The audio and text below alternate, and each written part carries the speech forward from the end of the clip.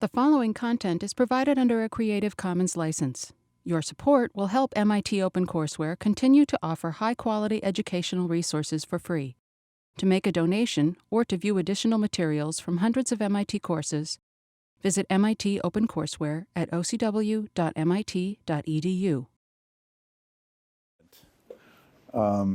Let me just introduce myself, and then maybe you all can introduce yourselves to me and to each other. So I'm Bill Bonvillian, and for the last 11 years, I have been director of MIT's Washington, D.C. office. And I've taught at Georgetown University a course on science and tech policy for about 12 years, and I teach a different course on energy technology policy at Johns Hopkins SAIS. So I'm on the adjunct faculty at Georgetown and Hopkins SAIS. And after 11 years of being director of the Washington office, I've stepped down from that job. So I'm now a lecturer up here, and I've got an attachment to MIT's Industrial Policy Center, which is one of its policy centers. And I'm finishing my third book, actually, which is now at MIT Press, on advanced manufacturing. So you're going to hear more than your share about manufacturing before this is all over. You're stuck with those realities. And, you know, I had a kind of a background in, I was in the executive branch as a child, and I was a Deputy Assistant Secretary of Transportation in my youth, long before any of you were born, and got to really engage in the development of major legislation that deregulated most of the big transportation sectors. So aviation, trucking, and railroads, and then did a lot of work on surface transportation. Then practiced law because I've been trained as a lawyer, so practiced law for a decade. And then somebody I knew and had worked with at an earlier stage became a US Senator. So I got one of those proverbial Washington phone calls, you know, why don't you come up and we'll talk, Bill? And that conversation lasted for over 15 years. So I couldn't resist staying up there. It was much too interesting and fun. So had a long career working in the US Senate and worked on lots of legislation, but including a lot of work on innovation policy and science policy and R&D policy. So that's kind of where I got my training in this territory. It was very much learning by doing. And then 11 years ago, went to MIT to run their Washington office, which has been a great joy. So anyway, that's kind of, and then I just, as I said, just stepped down from that very activist kind of job to this life of leisurely MIT faculty. You know, supposedly I'm quasi-retired. I doubt it. But anyway, that's my background. Let me just say a few things about how this course is going to work. You know, we know from a lot of studies that MIT's online crowd is now doing about learning science that the talking head is not an efficient way to learn. So we really need you all participating in the class and coming into the discussion. So to further that, and you saw my email kind of introducing the course, and you've seen the discussion in the syllabus. Those of you who haven't been able to get online yet, let's stick around for after class. Let's make sure you get registered and get access to the online materials and the background materials. So let's talk for a few minutes after class. But essentially, we're going to use a discussion leader system. And what that means is that we'll all have, you know, 5 readings or so for each class. And I'm going to ask all of you to do those readings and then do a short, doesn't need to be more than a page, it shouldn't really be more than a page and a half, some key bullet points on the key findings that you drew from those readings, and a couple of questions, right? So that kind of gets all of you thinking about the readings on the way in and some cute questions you've got about the readings so that you can help own the class, right? Because it only works if you all own it. And then in turn, we'll do this discussion leader thing. So each week, I'll ask a couple of you to be leaders of the Q&A part of the class. So here's how it'll work. So I'll talk about any given reading for maybe 10 minutes, maybe a little more than that, right? And then I'm going to turn it over to the discussion leader to kind of bring you all into the review of the reading, right? So that you get to participate in this and get your thoughts out on the table. And importantly, in terms of your learning process, your thinking, your learning, your speaking, all of those are key to the learning process. One thing which we know from MIT's online classes and the learning science that's been going with them is that the human memory fades after more than 10 minutes of a talking head. I mean, it is just not rememberable, right? And it's very important to change settings after that. So we're going to change settings, and it's going to be you, and you all are going to kind of lead the next phase. And then we'll go to the next reading after we talked about the initial one for a while. We'll go to the next reading and follow this pattern through. And then I will always try to summarize either at the beginning or the end of the class where we are, because we also know that repetition is key to learning too. So just a few elementary points about learning science. There really is actually some design here. The discussion leader stuff is going to be very informal. This is going to be very relaxed. I don't want you to be concerned about having to do fancy presentations. Just, speak for a few minutes about some key things that you found about the particular reading, and then try and draw out your classmates. Now, you'll get their one-pagers, their reading summaries in advance. They'll get you those the day in advance. I'll get a copy too, right? So I'm going to set up a rough discussion leader agenda for the first few classes, and then we'll formalize it for the whole class. But all of you will be discussion leaders probably at least a couple of times.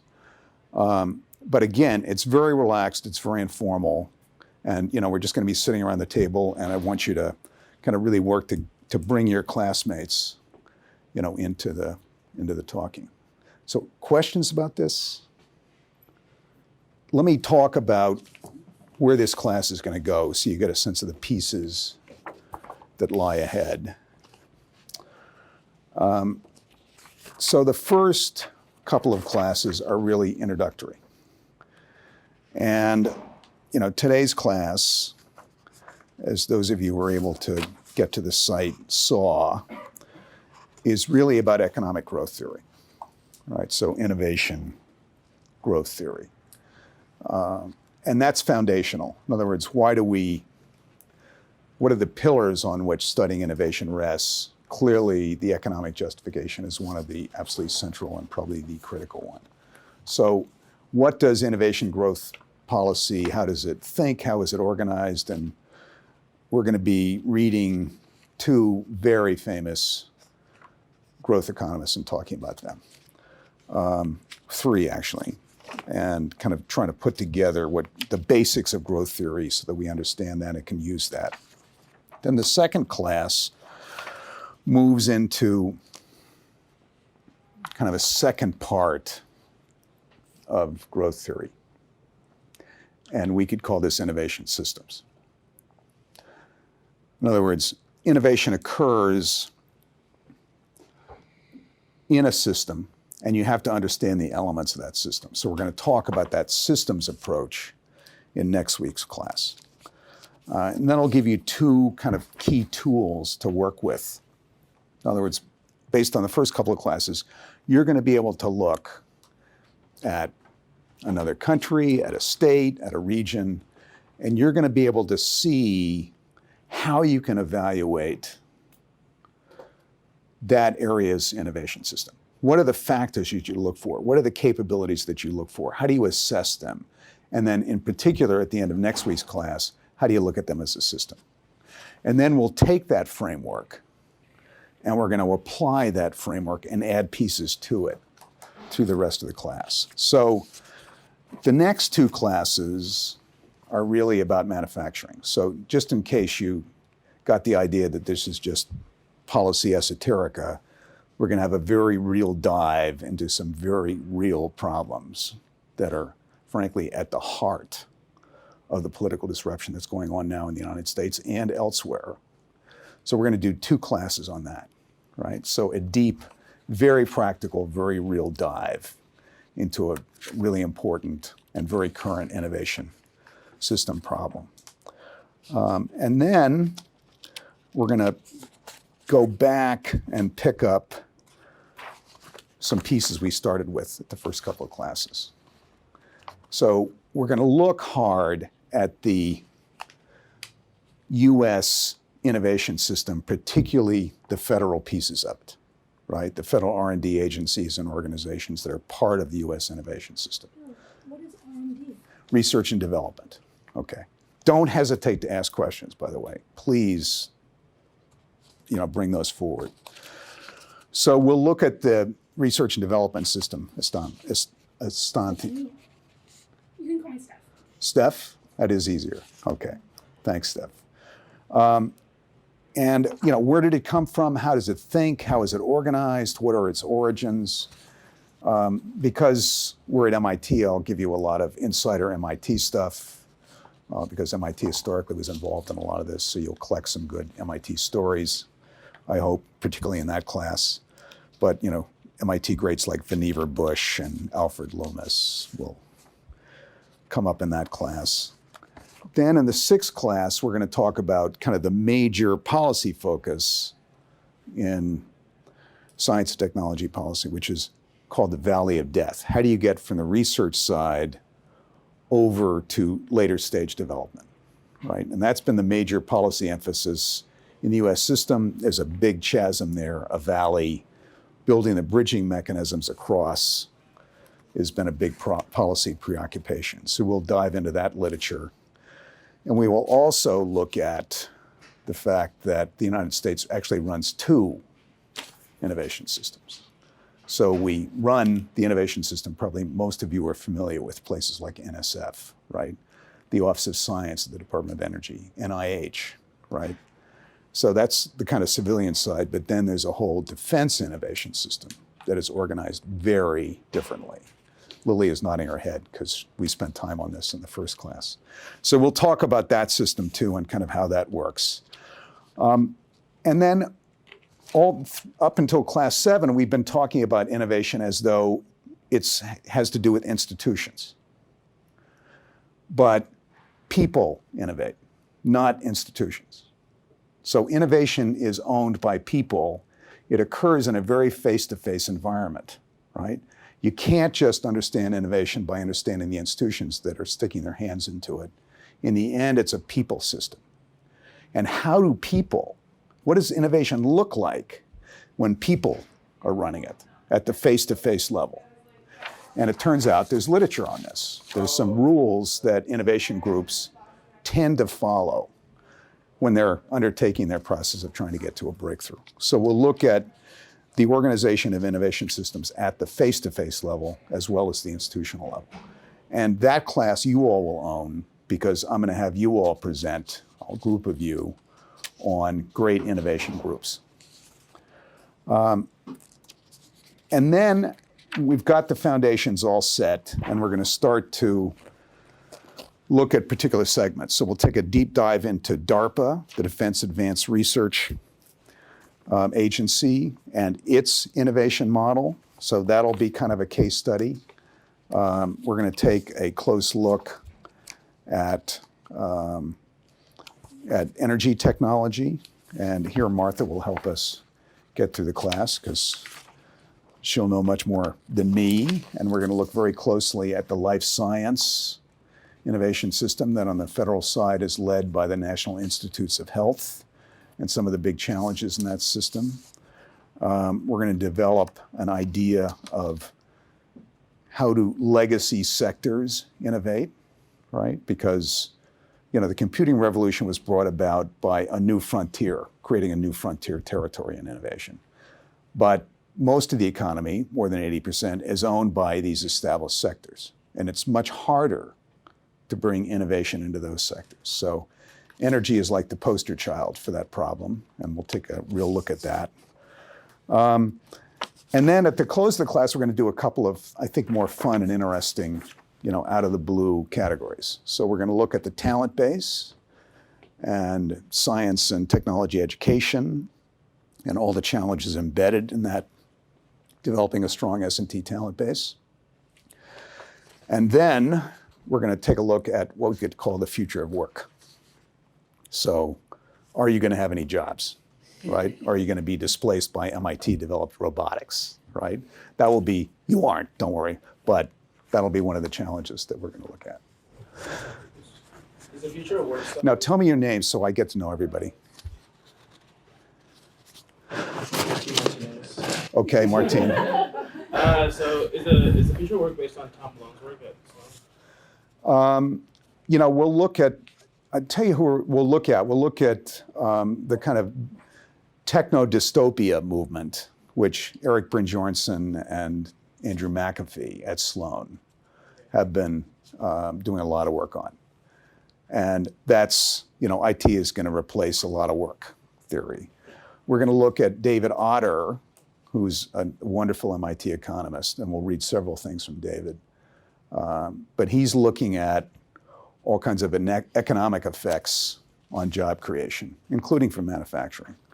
And, you know, we're going to look at some studies that try to take a deep dive into, you know, how much work is actually going to be displaced, right? And there's a fairly interesting new OECD study that came out this summer that indicates it's not going to be that bad. So we're going to look at all these kinds of issues and kind of play them out, but I think it'll be, you know, particularly interesting and a kind of challenging session. One more thing we'll do is David Mendel, who's teaches at STS, who is a wonderful technology historian, but also a terrific engineer. So David is on leave from MIT this semester because he's doing his robotics startup. But he has a book called Our Robots Ourselves. And he takes a really deep look. If robotics in a way is the most threatening entry to human work, what does that actually look like, right? What is actually going on? And he comes up with a thesis that's much more about assistive robotics and cobotics than about people displacement. So we'll look at all this stuff and try and lay it out. Anything so far? Questions so far? Will we also be talking about economic competitiveness, RE international relations, for example, manufacturing in China? Yeah. So we're going to do snapshots on international issues kind of throughout. So the basic focus will be in the US. But Matt, coming back to your question, there'll be a lot of underlying questions about how economic growth, innovation-based growth works that's going to have a lot more applicability worldwide, including the developing world. So you're going to get a tool set that will enable you to look at innovation much more broadly than just the US. You're going to pick up a lot of pieces about the US, but it's a much broader tool set than that, which I think you'll be able to apply, and we'll have a number of readings that will pull us into the international issues. What else? Are you going to Martine? mention any like current events, especially during this administration? I'm always open to current events, so. When we talk about manufacturing, I'll try and give you a backdrop on some of that. So that's the third class, and you know, there's been a lot of social disruption in the US, and we'll try and, through a reading we'll talk about David Otter and some of his work and findings in that area in particular. And there'll be a lot of stories developing as the year goes on, I know.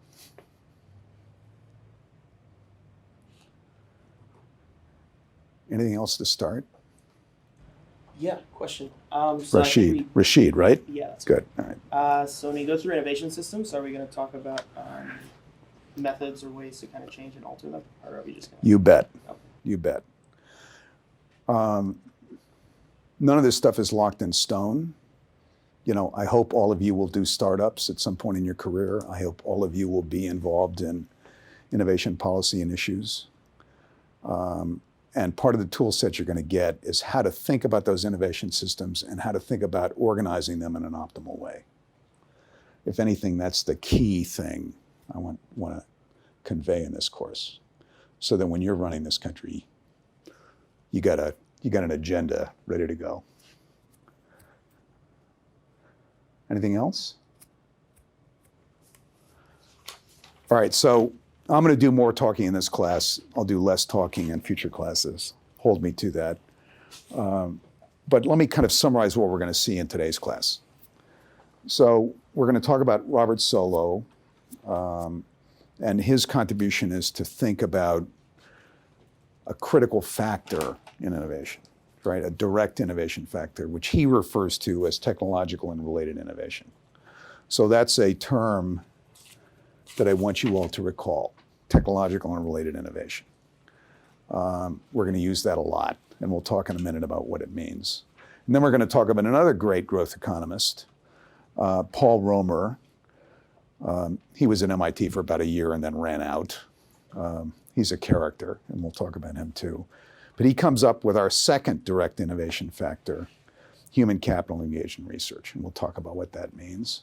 And then third, do these factors actually make sense? So Dale Jorgensen is a Harvard economics professor of note, another great growth economist, and he takes a deep dive into the IT revolution of the 90s and the period leading up to that.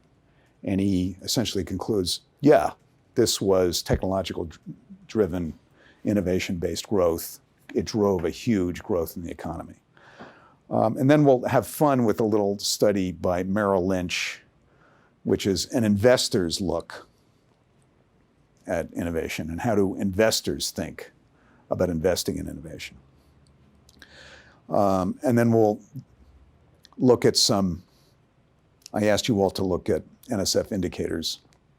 I'll explain what that is in a bit, but we'll look at some ways of looking at those two basic innovation factors, the technology R&D factor, the talent factor, and where do those, if you look at those, what do those look like in the US? So part one here is, the kind of fundamental factors of innovation, but let me get some general terms on the table. And I will post, by the way, the lectures after on the Stellar website, so you all have access to them. But there's some terms that will recur here, and you don't need to memorize them now, but they'll be, posted today or tomorrow. So, science. Science evolved as a way of understanding the natural world. It came out of natural philosophy. It's an 18th, 19th century kind of conceptual framework. It is observational at heart. It observes the natural world and attempts to understand how it's put together. And it's organized around discovery about that natural world and its order. Technology is really different. It is a system to organize scientific and technical knowledge to go after a more practical purpose. And the systems includes the technical advance plus models to implement that advance. So you move from observation to implementation, right? And this is obviously the historical boundary between science and engineering, right? And research, another term we'll use constantly, means increasing the scientific or technical knowledge, or both, right? So research can pursue either of these historic ends or both simultaneously. Invention is about applying research knowledge to create a practical idea or a device. Invention is really different than innovation, right? Innovation is built on scientific discovery and on breakthrough invention or inventions, but it is the system of research, invention, development that uses both scientific background, scientific knowledge, and technology knowledge to lead to the implementation and widespread applicability of, a technology area, right? So typically in our society, that means commercialization. So this class is about this, right? That's the stage we're most focused on. But remember all the input above that goes into this. Now, an innovation system, we talked about this briefly before, is the ecosystem for developing innovation. And as we discussed briefly, it operates at least two levels. It operates at the institutional level of supporting the development of the inventions and discovery that go into innovation. But it also operates at the personal face-to-face level, right? Because in the end, people, you all, innovate, not some fancy institution. Innovation wave theory. Okay, in economics, this is called Kondriev theory. And we'll talk more about this, as the class goes on. But let me just give you a kind of a snapshot on what I'm talking about. Innovation tends to come in a wave. And in your lifetime, the big wave has been the IT revolution, right? If we were born in 1800, railroads, right, would be like a big innovation wave. Early telegraph-based communication would be a big innovation wave, right? Electricity would be a big innovation wave, right? And you tend to have a core technology advance, you pile on applications, and it begins to move through an entire society and affect the whole society. And to some extent, the technology drives the nature of the society. So that's what Karl Marx believed. That's called determinism, right? That the technology plays a deterministic role in the organization of society. So it's big. It is very big. It's not just a pile of new technology stuff. It is fundamentally changing the way in which the society is organized as well. So that's also part of these innovation waves, okay? So a wave hits an economy, takes a long time to grow. Eventually it scales up and affects a good part of the economy at any given time. Eventually you run out of the technology menu and it stabilizes, right? But it doesn't disappear, it creates a new plateau in your economy. And then you do another wave. Yeah. What do you mean by run out of the Let me see if there's, is there any chalk down at that end, Martha? I don't see any. It's all right. Yes. Oh, there is? Great. We'll come back to this, but it's an important enough idea.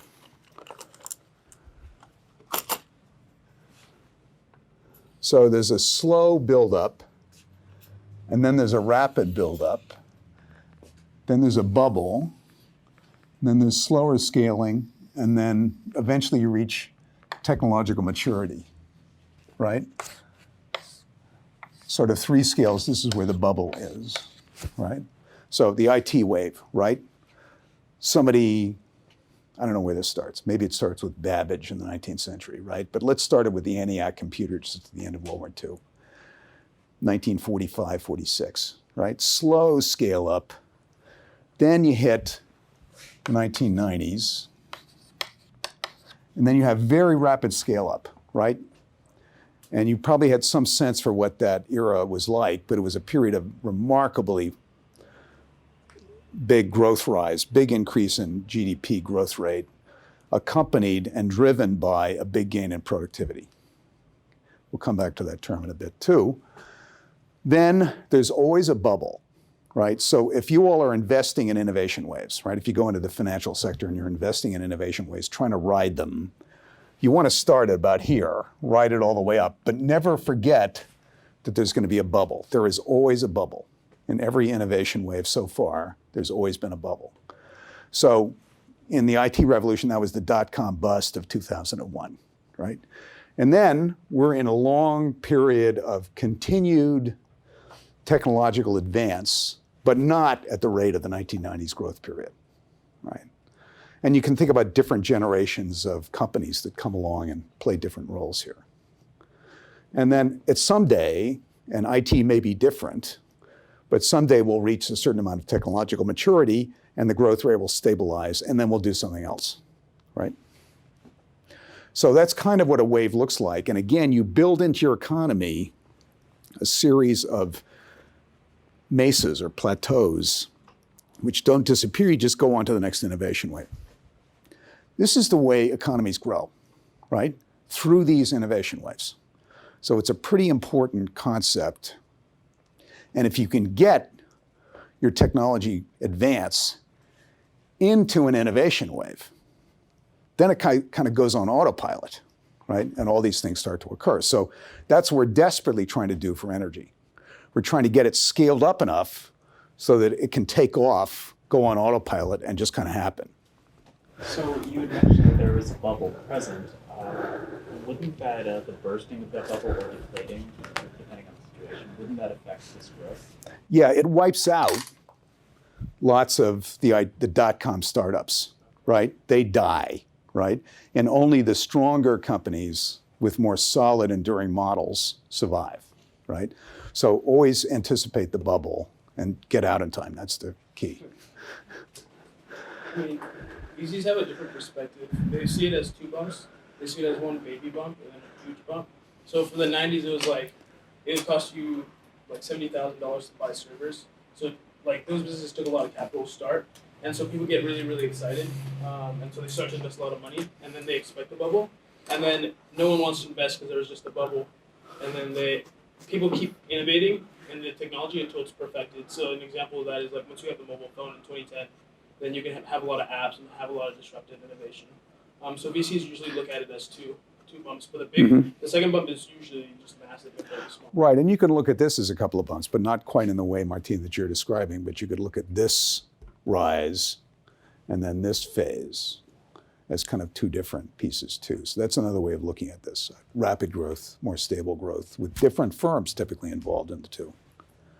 We're gonna dig into this, right? So, but go ahead. I was just gonna ask, like, what are the key indicators that a bubble is? You're getting rich, right? A lot of people are getting rich, right? That's the key indicator.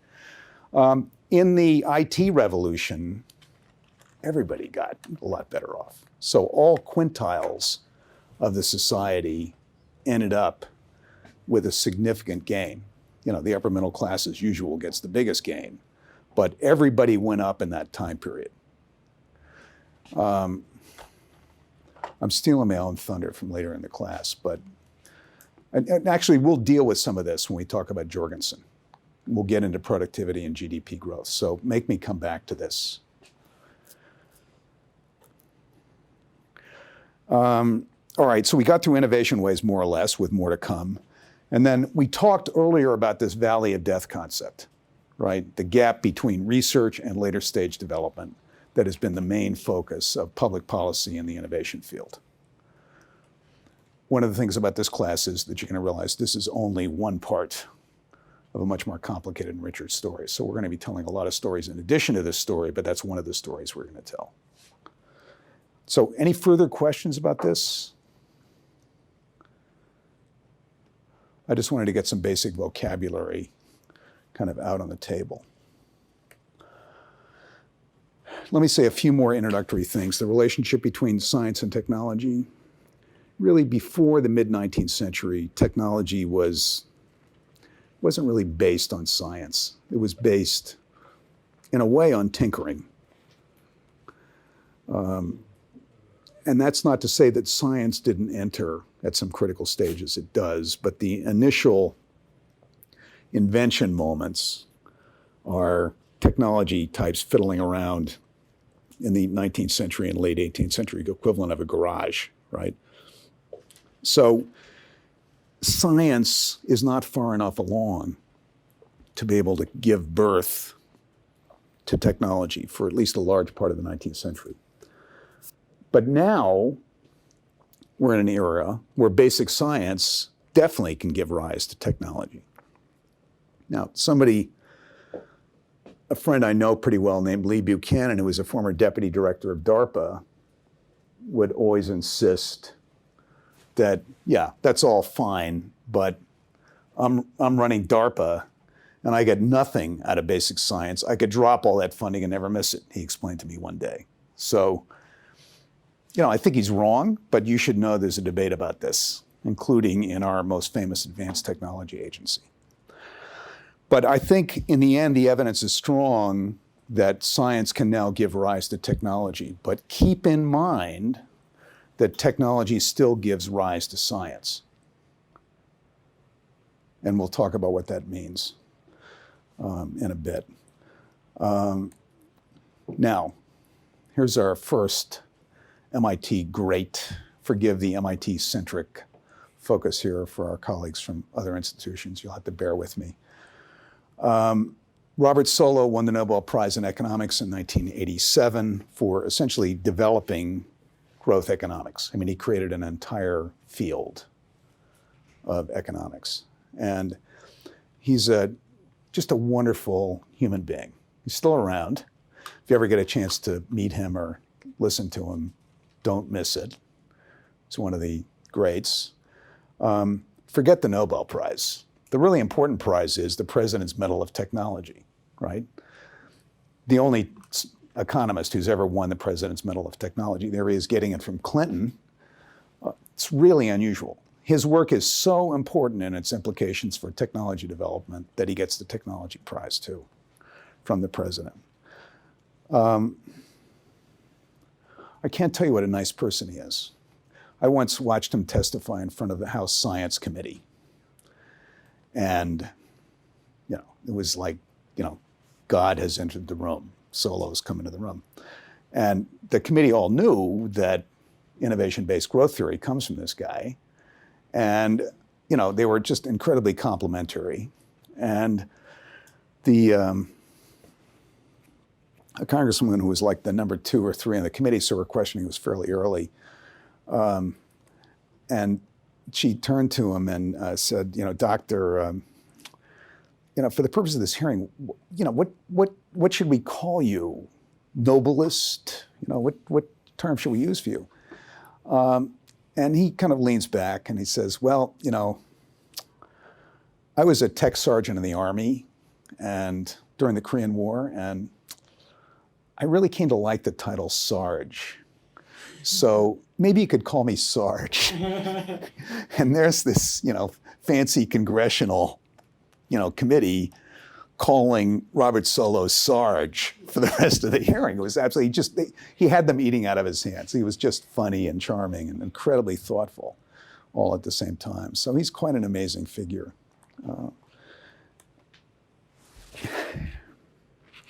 He wins the Nobel Prize for essentially blowing up a large part of classical economics. And the problem with classical economics, and look, I asked you to read this, and it's his Nobel Prize talk. So it's for economics writing, it's fairly accessible, but even then, it's not simple. If you're going to be reading it, and I'm going to ask everybody who hasn't done the readings yet for this class, because I know it's your first time with access to the Stellar site, but just blow by the economics formulation period. Just blow by the econometrics. Just get the basic ideas down for both Solow and for Romer in particular. Romer one is a particularly complicated reading for those of you who have not studied economics.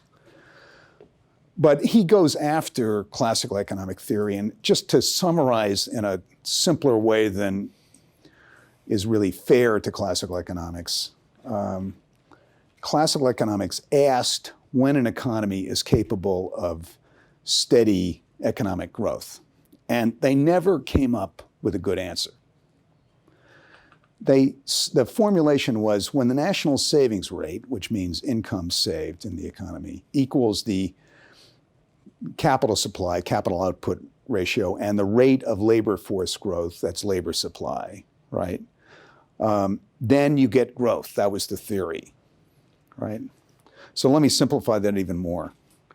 Essentially, you've got 2 factors, capital supply and labor supply. And it's not capital supply like all the money, it's capital supply like plant, equipment, as well as resources that's available. And labor supply includes not just the number of workers, but education and health systems and the supporting systems for that too. So these are bigger concepts. So essentially their theory was that these are the contributing factors, capital supply and labor supply. And when you get those in the right balance, supported by your national saving rate, which is essentially the funder of those systems, then you will get economic growth. It's a static view. Okay, it's an equilibrium system.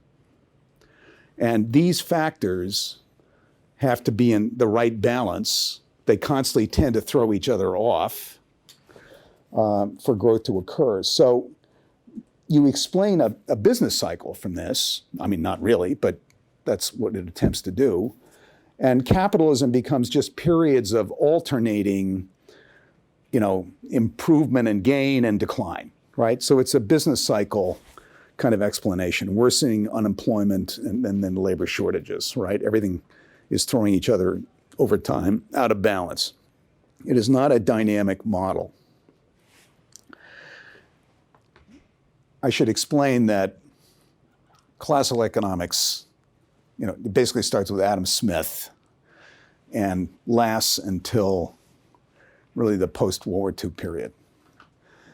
And the problem with economics that was so frustrating to economists as well as policymakers was that it didn't really have a foundational set of operating and working assumptions that were reliable. It didn't have a reliable base. So if you had, 15 of you were economists sitting around trying to explain to me, a policymaker, how come there was a Great Depression, you would have at least 30 ideas on the table, right? It wasn't really terribly helpful to me, right? There were just too many variables. So social science in the course of World War II saw what physics did, right? I'm staring at our two physics guys here. Oh, there's more, several physics folks.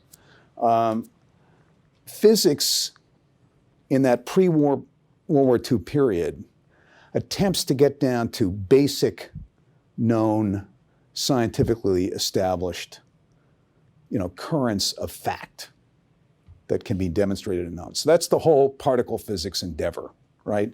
We're going to weed out extraneous stuff, get down to a fairly small subset of stuff that we really know, and then work with those as building blocks. So all of the social sciences watch what happens to physics in that pre-World War II period and that World War II period where eventually things like nuclear weapons and power come about. And they think, gee, maybe they're onto something. Maybe that's a practice that we ought to do. Can we get down to a relatively small number of known variables and in effect create a known system here that's much more reliable than the kind of pre-World War II guesswork in economics? That everybody would be working from a similar kind of problem set. So that's the enterprise. Solow is a neoclassical economist. So he's post-classical economics. He's part of a movement, which Paul Samuelson here is, one of the tiny handful of the great leaders of, that tries to get economics down to a subset of known factors and known realities that can be demonstrated and mathematically proven. So that's what neoclassical economics is up against. That's what they're trying to do. Solow is a neoclassical economist, and he is working through this problem of growth. So, we had, 150, 200 years worth of economics, and they didn't have a viable growth theory? I mean, what's with this, right? So fortunately, Solow comes along, and he forms one. And he said, the story told by these classical models felt wrong. And he noted that in one of the classical economists, Herod, there was a hint about, and generalizations about entrepreneurial behavior. And he decided that he could think about replacing the capital and labor output with a richer and more realistic representation of technology, which would be a new theory of production, not just an assessment of output levels. That's the key thought pattern here.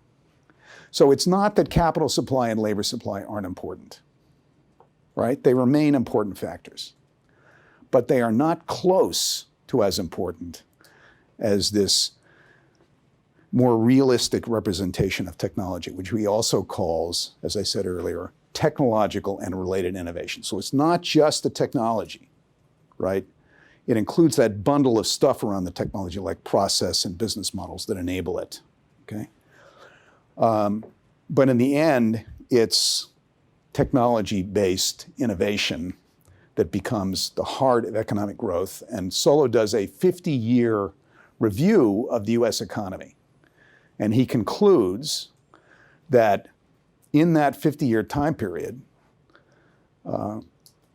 technological and related innovation is the dominant causative factor of US economic growth to the tune of about 2/3. So in that range, somewhere between 50% and higher. We may be on the higher end of that now in this era that we're in now. And that's his key breakthrough. So capital supply and labor supply are significant, but they're down in the teens. Now, he acknowledges that the rate of growth is going to depend upon the investment rate, because that'll be a factor that helps drives it. So capital supply here is still significant. But old growth theory, classical growth theory, is mechanical. It is an equilibrium system that's constantly going in and out of balance, hence those business cycles. The great thing about what Solow comes up with is that he brings a dynamic factor into understanding growth.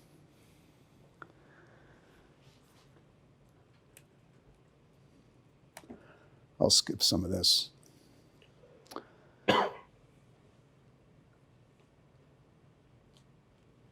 This can be very good news, okay? So economics goes from like this kind of dark and dismal science to a way in which a society can grow, right? And increase its well-being by introducing more technological and related innovation. That's, profoundly good news. It gets us out of this old equilibrium system, this old dismal science, onto what, if you can get it going, what can be a dynamic pattern and improve societal well-being. We can see these technological innovations in the way they changed society in the past, right? So we think about what the 19th century looks like, and I mentioned some of these before, but canals and railroads and electricity and the telegraph and the telephone, and more recent times, aerospace and computing and the internet. These are all growth transformers, right? And you've seen a couple of these. You've seen the IT revolution in your lifetime, and you've seen a smaller scale, but still significant biotech revolution, right? Which is still, both of which are still playing out. So you can get a feel for what these things look like. We kind of know they're real, right? This is not just some Solow construct. We feel these because we see them around us. So what's the pattern? So there's a core technology advance that yields opportunities for new applications which can pile on to that core technology advance. And then that in turn can become big enough that it enters society at scale, right? We also, the IT revolution spreading into different parts of the economy. And then that can yield productivity gains. So productivity gains for you non-economists are when you're producing more with less labor input. So more for less, right? Workers spend less time on the production stage and they produce more, right? So those are the efficiencies that come out of technology, enable these productivity gains. The productivity gains, that is a real gain in the society, right? That creates real wealth because you're producing more with less. So there's a real gain. And then, depending on how your society is organized, you can distribute that wealth and the society can move ahead. So that's what we saw happening in that amazing 1990s period, right? And we'll talk about Jorgensen and the pictures of that in a minute. Follow me? You with me? So great, we're out of the dismal science. There's really good news here. You can do this innovation stuff and grow your society, grow your economy, and grow societal well-being, right? That's the good news. The bad news is, how the heck do you do that? How do you do that? And that's what this course is about. How do you do that? For a long time, economists thought that this technological and related innovation stuff was the way in which rich nations got much richer. And that's pretty much the way it looked for a long period of time. But then funny things started happening, right? Countries like Korea, Taiwan, but then, really importantly, India and China hit on aspects of a technological-based innovation model and began to significantly grow the middle classes in their society. So we now know this is not only, Matt, this is for you, this is not only a model for developed countries, this is a developing country model too. This is really important, right? So, technological progress is key. Capital is a supporting role, but still important, right? Labor supply is a supporting role, but still important. And Solow brings us this whole new set of ideas. But then he runs into a problem, because remember, he's a neoclassical economist. He wants to get down to a small number of variables that you really know, right? Good luck with trying to understand an innovation system based upon mathematically proven small numbers of variables. It is much too rich and complex a system. You can't put an innovation system into supply and demand curves. So Solow sees the power of technological advance, but he doesn't see how to measure it. So he can't put it into his neoclassical economic model. So he treats technological innovation as exogenous, outside of the economic analytical modeling process that he's involved in. That's pretty amazing, right, when you think about it. The guy figures out the dominant causative factor of growth, which is, needless to say, a pretty important thing in economics. And then he can't play with it, right, because it's outside his system. So that brings us to this character.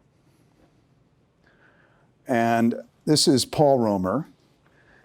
And you can see, you know, very California, right? And he's got that laid back, kind of relaxed look in his eyes. And he is a remarkable figure. He is a maverick troublemaker, right? You know, I got to know him by actually working on some legislation with him back when I was working in the Senate. And, you know, we knew we needed to improve the STEM education, science and technology, work base. That was going to be pretty important for reasons I'll explain in a minute.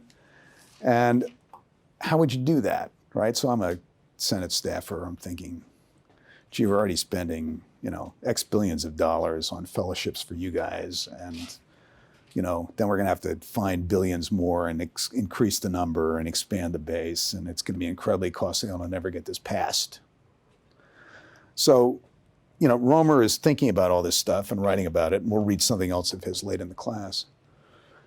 But I sit down with him, and he said, Bill, no, you're not thinking about this right. He said, think like an economist. He said, you don't have to subsidize everything. You just bribe the gatekeepers. Right, that was his phrase. And his point was, you don't have to throw a huge amount of money and build up all kinds of programmatic elements. You just figure out who's not doing their job and expanding the number of scientists and engineers studying at universities, and you bribe them to change their ways. That's the way you do it, right? Much cheaper. And sure enough, we fashion legislation and eventually get it passed. I'm not sure it changed all that much, but it was a fun exercise working with him because he definitely has this maverick, troublemaking perspective. At one point in his career at Stanford, he realizes the incredible inefficiency of economics education, that his students just aren't getting the big ideas by listening to lectures and reading textbooks. It's just not happening. So he walks out of Stanford and sets up his own economics textbook company, which is anti-textbook, right? And essentially develops a whole set of modules of learning by doing exercises and problem sets and online elements, right?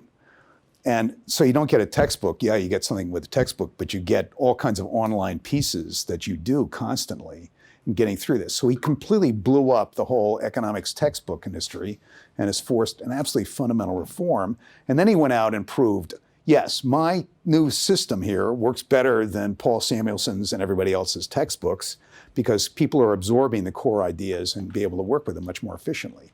It's a whole learning by doing problem-based learning set that he brings in economics. So, he just walks out of his economics job at Stanford and does this for 4 years. So now he's on the latest of his exercises, which is he went to NYU a few years ago to work on sort of cluster development theory and cities and metropolitan areas and growth.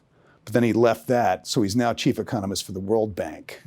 And look out, right? Because there's going to be trouble ahead here.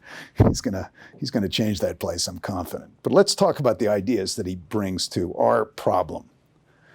And did he switch over, Bill? World Bank? This past summer. I think that's when he started. I haven't seen him since he started, but sure enough, one thing he does, he writes this attack on economists, saying they're completely in love with, metrics and mathematics, and it's not going to get them anywhere. These systems are too complex. And it's just an assault on the profession, because this is a profession like all professions. It doesn't attack itself, right? It's not polite, right? So Romer just, lifts the veil of trouble, and it's quite a piece. It hasn't formally been published. I'm not sure any journal dares publish it, but it's definitely circulating around. I'll try and find it for you because it's a fun read. It's really something. Anyway, that's Romer, and Romer is on this project. His famous 1990 piece, which frankly probably should win him the Nobel Prize in Economics, but he's such a troublemaker that it probably won't, is called Endogenous Technological Change. So he's trying to reverse Solow's exogenous change and make it go back, get these ideas of economic growth back into an economics thinking framework. That's his project here, right? And he starts on this pathway. So he agrees, let me just summarize the basic points. He agrees with Solow that growth is driven by technological change. And then he argues that in turn is driven by researchers who he describes as economic agents, profit maximizing agents. And then he looks at how technology isn't really a conventional good in the normal sense of economic goods, but has its own set of unique properties that make it really quite different. But most important for us, he looks at what he calls human capital engaged in research. In other words, you don't just have to do R&D to loosely summarize Solow. You've got to have a talent base doing that R&D. But his whole project is to take all these concepts and move them into an endogenous theory of growth. So his growth model is similar to Solow's. He's picking up on Solow's work. He sees that technological change is the heart of economic growth, as we've discussed. He sees that technological change occurs in turn, in a large part, because of people responding to market incentives. Again, he's trying to get this into economic thinking. And this technological knowledge, which is instructions for working with materials, is inherently different from other economic models. So developing a new and better set of instructions, he argues, can be treated as a fixed cost in economic terms, and it's therefore a defining characteristic, economics characteristic of innovation. So just for an example, right? This article is richer than this, but I'll just cite a few examples of what he's trying to think about, right? A rival good is a property that, if used by one person or firm, precludes use by another. And a non-rival good is a kind of property that, if used by one person or firm, in no way limits the use by the others. So technology, he argues, is naturally non-rival, right? Because it can be readily shared and adopted by others. In other words, once you see this thing and understand how it works, then you can make your own version of it, right? But there's obviously, how would you get rich off this if it's completely non-rival? So capitalists move to make it excludable, right? Where the owner of the good, Steve Jobs and his crew, try to prevent others from using it through, for example, through trade secrets or patents, right? So technology can be made partially excludable. But in the end, technology has these, remember this term, spillover features, knowledge spillover features that make it pretty accessible because you get to see the technology and you can derive ideas about how it's put together. So technology is unlike any other kind of economic good because it can be both excludable and non-excludable, rival and non-rival, right? It's not like anything else. It's not like owning a farm, right? This is saying And you are? Oh, Max. Max, good. Yeah, this is saying that technology, just a specific technology or technology in general? Technology in general. Okay. So he's developing a broader way of looking at this whole category. All right, so that's one core idea. Let's try and develop theories of economics by which we can better describe what technology is, since it's so key to growth. But his really important contribution is around the role of human capital. And that's what I want you to really remember today. How can I explain this? So it's Rome, right? Whatever it is, 200, right? It's Rome. And Romans, they're terrific engineers. They figured out these amazing roads, right? And they stuck them around all over Europe. And that's a technology advance, and it improves communication systems and transport. So it carries with it, it's a technological advance that carries with it some gain. Now, the width of the Roman road is the defining characteristic of the width of railroads, right? That's the width, that's the distance between the rails is defined by the Roman road distances, interestingly enough. The Romans had a very primitive kind of toy steam engine that Roman kids would play with.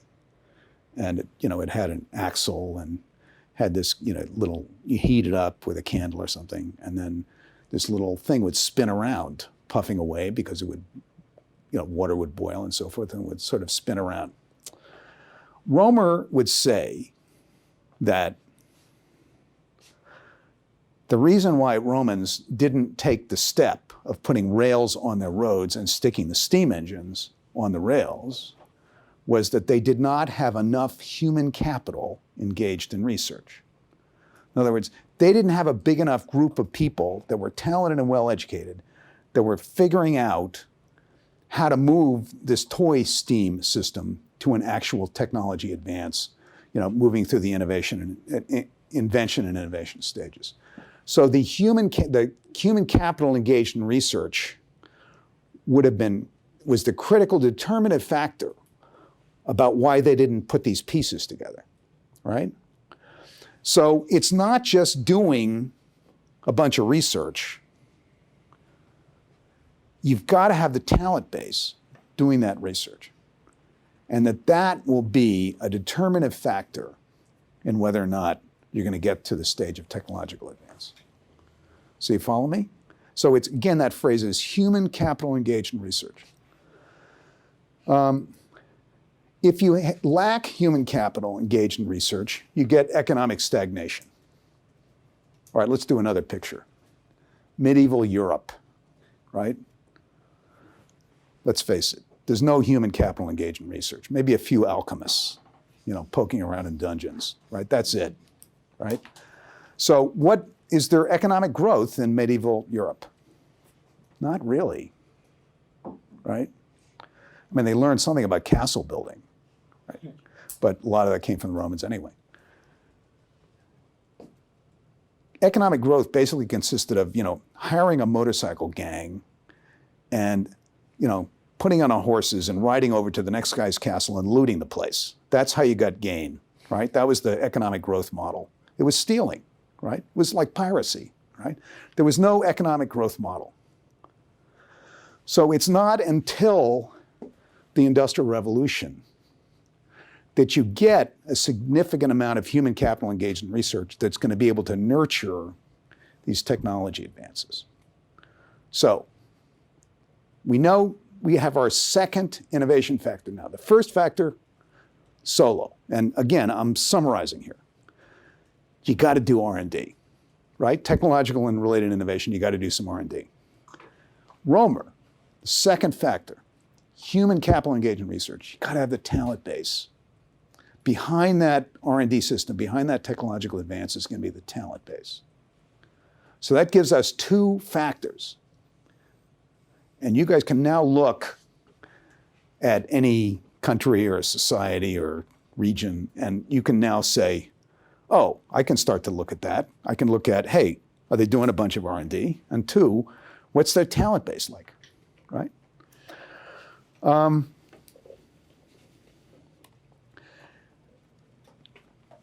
Romer develops something that he calls prospector theory. Now, that's not in this reading. It's in some of his somewhat later work. But it's an intriguing idea. And it's very simple and straightforward, but it'll help you in making these assessments. So Romer looks at the chemical engineering industry in Europe in the late 1800s. And he notices that there are two countries that dominate these early chemical industries: Germany and Britain. They have the big emerging chemical industries. And other countries are doing stuff in this area, but they don't have anything like what Germany and Britain are up to. So then he looks behind those industries and finds that both Germany and Britain have very strong education systems for chemical engineers. So they are creating a talent base that enables the advances that they are making in chemical engineering. So the idea is you got to field prospectors. So let's take it back to the origin of the idea.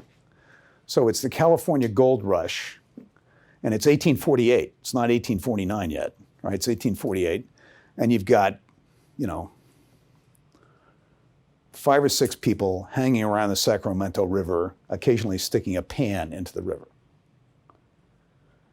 All right, then a year later, 1849, you've got 250,000 people sticking pans into the Sacramento River in every traceable, part of that river system, up every creek. What do you think? You find more gold with 250,000 people? You bet, right? Staggering amount of gold gets found. That's prospector theory.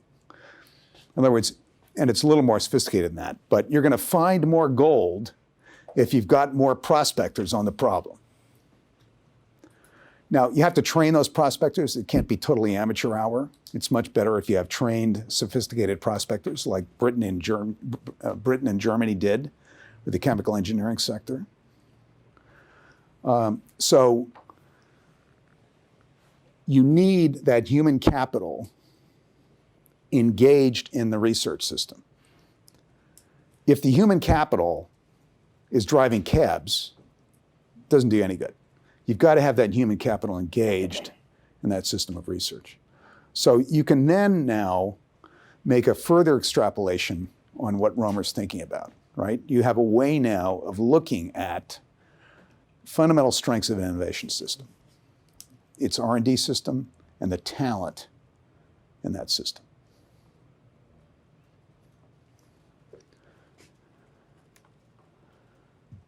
Questions?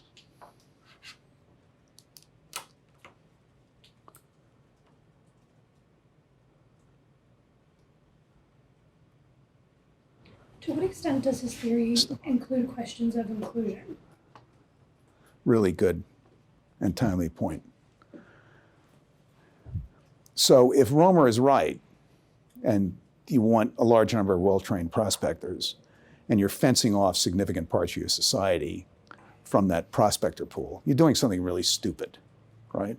It's just fundamental as that. That's how simple and straightforward prospector theory is, right? That's why what's been happening over the last few weeks makes me so nervous, because the US developed an innovation system that worked on encouraging talent from everywhere to come here. And it's a huge innovation advantage, right? It's huge. In other words, if you're running an innovation system and sucking in talent from everywhere to help field it, right, to help staff it, that's really interesting compared to running an innovation system where you put fences around your borders. Not very smart. That's why 400 tech companies have joined the amicus brief in the case that's being argued today, right? Because they understand this. So there is a huge inclusion piece to this fundamental idea.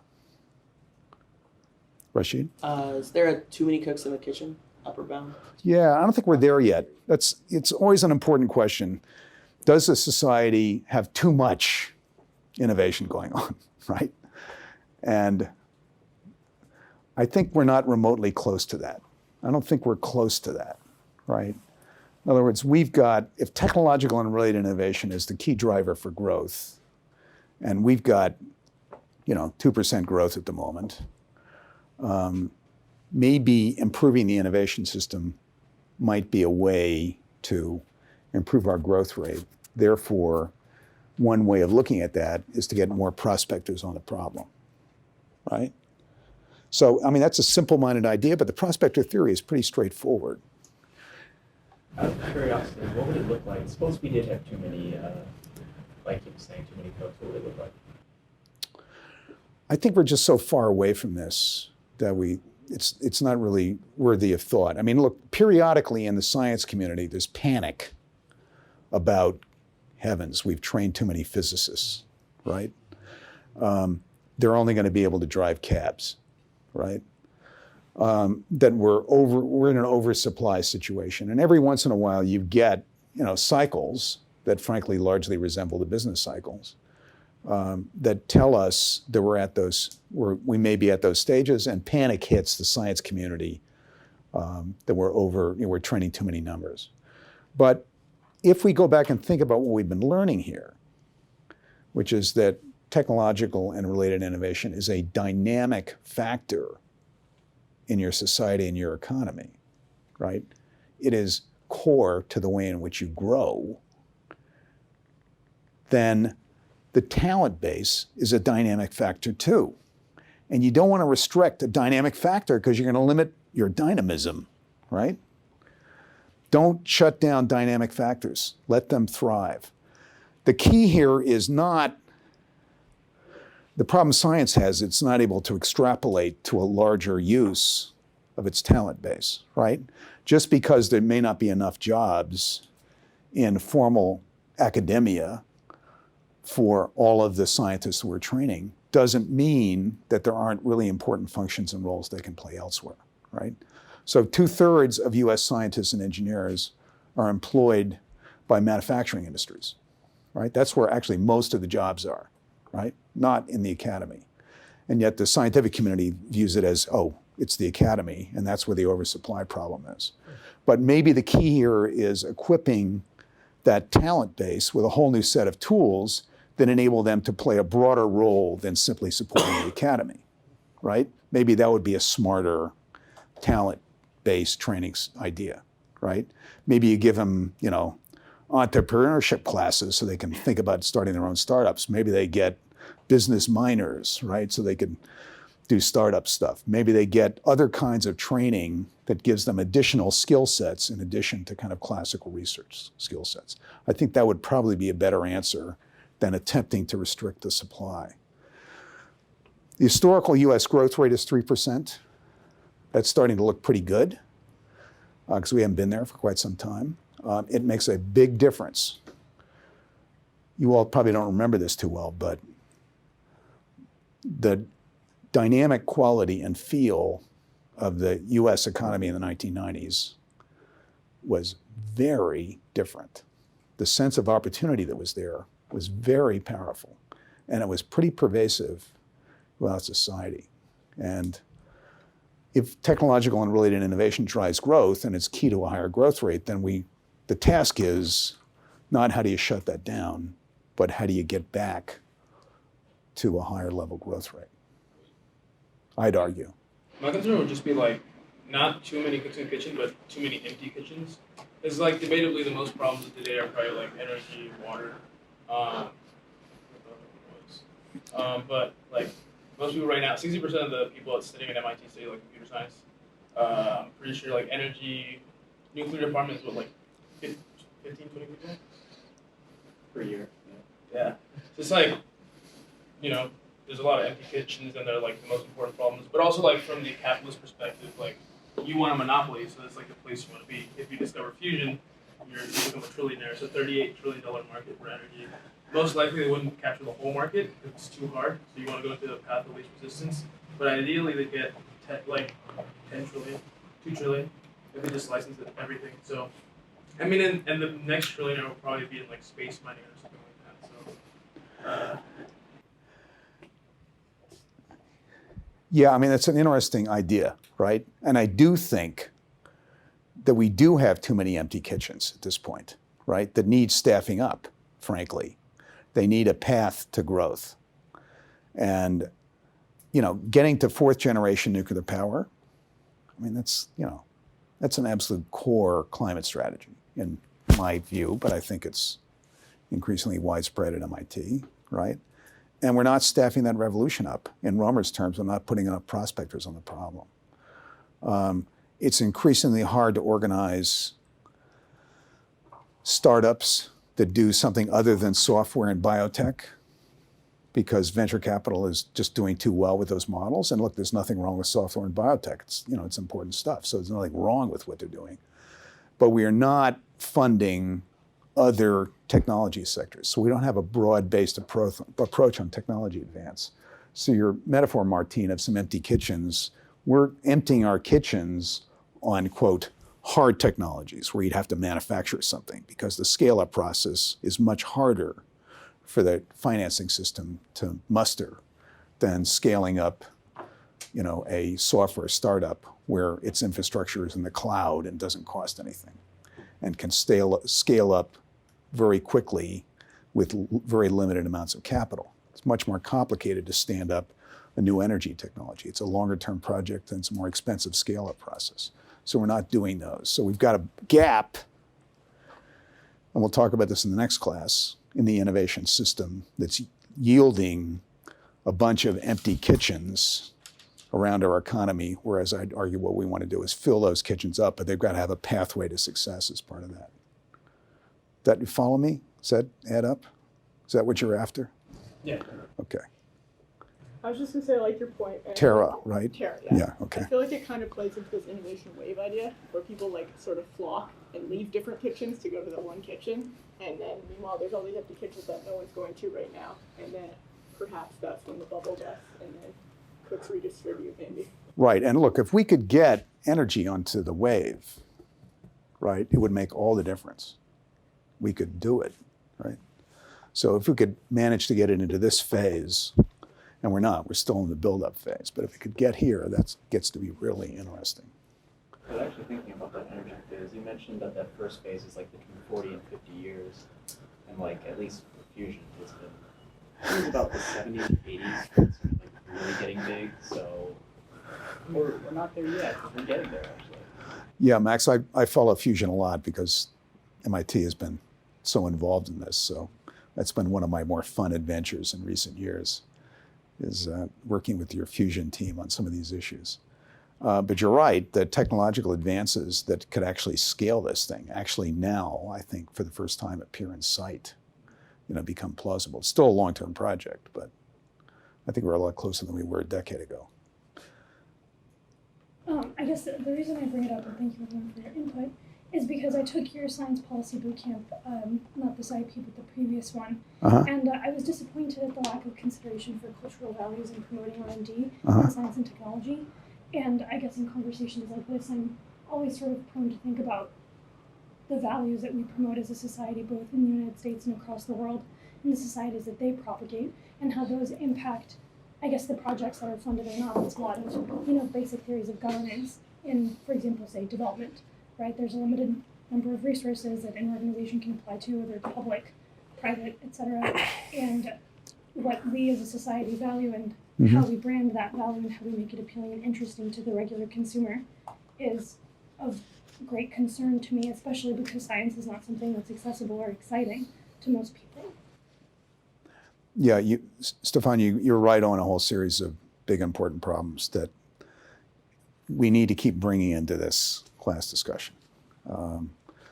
And creating a culture around science and creating a culture around technology development and a culture around entrepreneurship and a culture around startups, those turn out to be fairly key. It's hard for economics that's trying to do mathematical modeling to capture these cultural, historical issues, but they're there. And part of what makes innovation systems theory so interesting is just the sheer complexity of that system and the number of variables operating there. And you're right on an important point. Understanding the historical context, for example, turns out to be pretty key when you look at innovation systems in different regions of the world, right? Different regions have different ways of organizing innovation systems. The innovation system that got organized in Japan coming out of the Second World War is a very different innovation system than the US organized. And we'll try and talk about some of that actually in the next class. But keep bringing us back to these cultural factors. Thank you.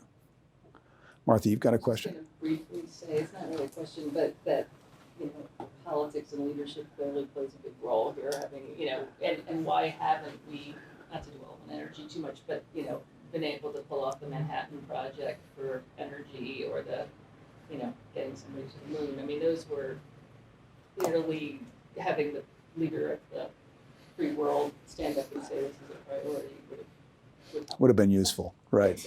Right. At the moment. Right, and there's, in a society in the end, there is no substitute for leadership, right? You really need a big dose of that as well. And, we will talk more about innovation systems and how can you nurture change agents, particularly for innovation in these legacy, established, complex sectors like energy. How can you introduce change agents and what tool sets can they use to actually drive change? So we'll talk about that particularly in the energy class, but it's relevant to many others.